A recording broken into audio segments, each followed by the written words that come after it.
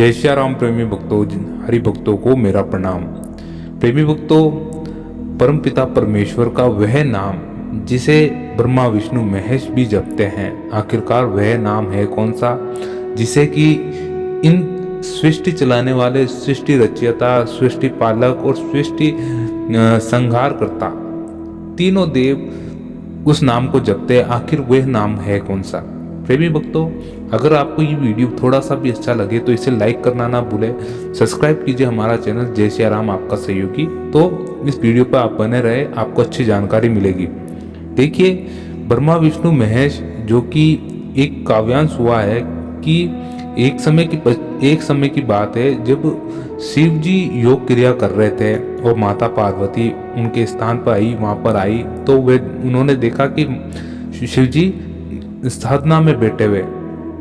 तो उनसे जाकर उन्होंने पूछा कि आप ये किसको ध्यान करते हैं, अर्थात आप किसका ध्यान करते हो और किसका भजन करते हो, आप निरंतर किसका नाम जप करते रहते हो। तब शिव जी ने कहा कि मैं तो उस पालनहार का ही सब कुछ नाम जप करता हूँ, उसी कर्ता धर्ता को मैं जपता हूँ, अर्थात श्री हरि विष्णु का यहाँ पर उन्होंने विवरण दिया। तब माताजी पार्वती, जो पार्वती माता, उनके मन में द्वंद्व आ गया कि ये भोलेनाथ होते हुए, देवों के देव महादेव होते हुए भी श्री हरि को भजते हैं, ऐसा क्यों है आखिरकार। श्री हरि के पास माता पार्वती जाती है। तब श्री हरि से वे पूछती है, हे परमपिता परमेश्वर अर्थात पालक कर्ता, आप मुझे कुछ बताएं, द्वंद्व में पड़ी हुई हूं मैं, महादेव ने मुझे काफी असमंजस में डाल दिया है। तब शिव जी के द्वारा बताकर उनके मार्ग पे जाकर श्री हरि वे विष्णु जी से मिलती है और इस प्रकार के वे प्रश्न करती है उनसे। तब विष्णु जी उनको जवाब देते हैं कि मैं उस परमपिता परमेश्वर को भजता हूँ जो सबको रचता है, अर्थात ब्रह्मा जी का विवरण देते हैं। तो माता पार्वती यहाँ पर और असमंजस में पड़ जाती है कि मैंने आपसे पूछा आप किससे बचते हो, तो आप मुझको उधर भेज रहे हो। भोलेनाथ को मैंने पूछा आप किसको जपते हो, तो उन्होंने आपका नाम लिया और आपसे पूछ रही हूँ मैं आप किसको जपते हो, आप किसका स्मरण करते हो, योगी क्रिया में ऐसे सोते हुए आप ध्यान किसका करते हो, तो आप मुझको वहाँ भेज रहे हो।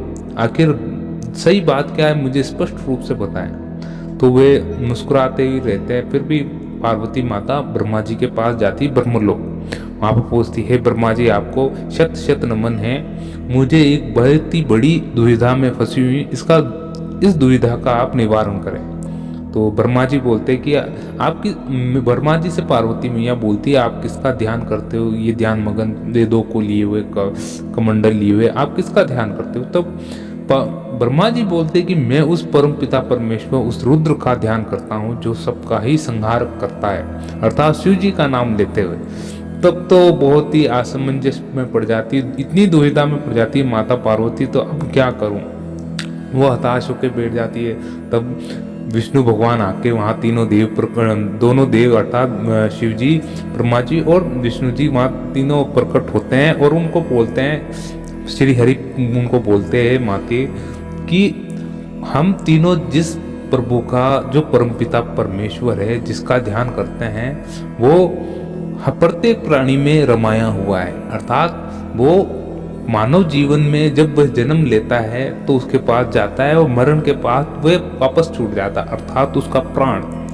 यहाँ पर बात हो रही है कि जो प्रत्येक मानव के पास है, जो आदि अनादि काल से ही चला आ रहा है, जो सृष्टि के बाद भी था और पहले भी था और निरंतर चला ही जाएगा, ये उस श्वास की बात कर रही है जो अंदर रमाया हुआ है मानव के अंदर, अर्थात उस श्वास का, उस परम पिता परमेश्वर ने जो श्वास दिया, आपको प्राण दिया है, उसका आप ध्यान करो।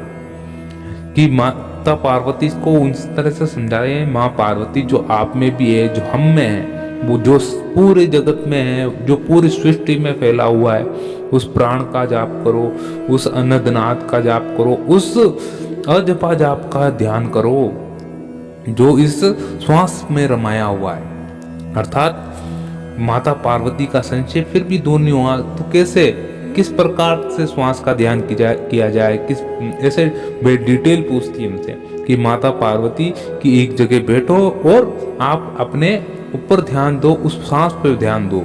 आपके अंदर की जो विकृतियां हैं, जो कई प्रकार की आवाजें, उनको आप सुनना बंद करें और अपनी श्वासों पे ध्यान लगाएं। जब आपको स्वतः ही पता चल जाएगा एक दिन कि आप किस चीज से बने हो और किस लक्ष्य से आप आए हो।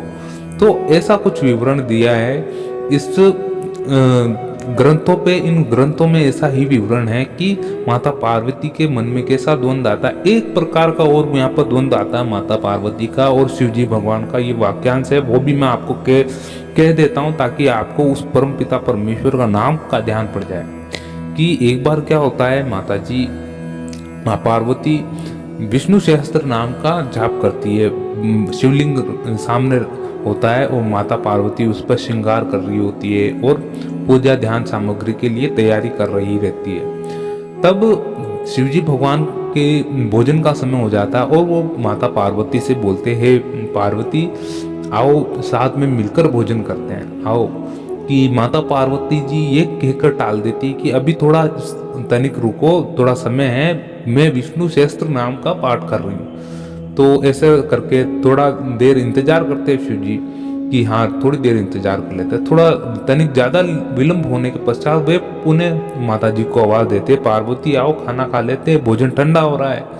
तो माता पार्वती वापस कहती है थोड़ा रुकिए, विष्णु सहस्त्र नाम का मैं पाठ कर रही हूँ। तब फिर भोलेनाथ से रहा नहीं जाता, तब वे वापस उच्चारण करके कहते हैं, पार्वती विष्णु सहस्त्र नाम नहीं, प्रभु राम नाम का नाम लो, अर्थात राम नाम कहो। आपका विष्णु सहस्त्र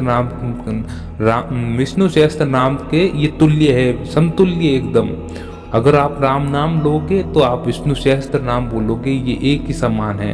अर्थात देखिए विष्णु सहस्त्र नाम की तुलना उन्होंने राम नाम से की। राम नाम कौन सा? वो प्रभु राम का नाम नहीं जो दशरथ पुत्र राम है, वो परमपिता परमेश्वर राम जो अनंत कोटि में सबके अंदर समाया हुआ है, जो पूरी सृष्टि में घुला हुआ कण कण में समाया, उसका विवरण दिया था उन्होंने वहां पर। शिव पुराण में ये विशिष्ट वर्णन दिया हो प्रेमी भक्तों, अगर आप जानना चाहे तो आप और उसको देख के शिव पुराण में आप उसको जान सकते हैं। प्रेमी भक्तों, अगर आपको इस परम पिता परमेश्वर के नाम से जुड़ना है तो हमारे काफ़ी सारे वीडियो बने हुए हैं इसके ऊपर, आप इसको अच्छे से जान सकते हैं। हम डिस्क्रिप्शन में लिंक दे देंगे अगर आपको इसको अच्छे से विस्तृत जानकारी चाहिए इसकी, ताकि आपको इसको अच्छे तरीके से समझ पाएंगे उस नाम को। अब देखिए प्रेमी भक्तों, ये ब्रह्मा विष्णु महेश जो योग क्रिया में बैठे रहते हैं, ये किसका ध्यान करते हैं? जो ये आज बैठे हैं और कल परसों कितने ही समय पश्चात उठते, कितने ही सालों पश्चात उनकी साधना भंग होती है।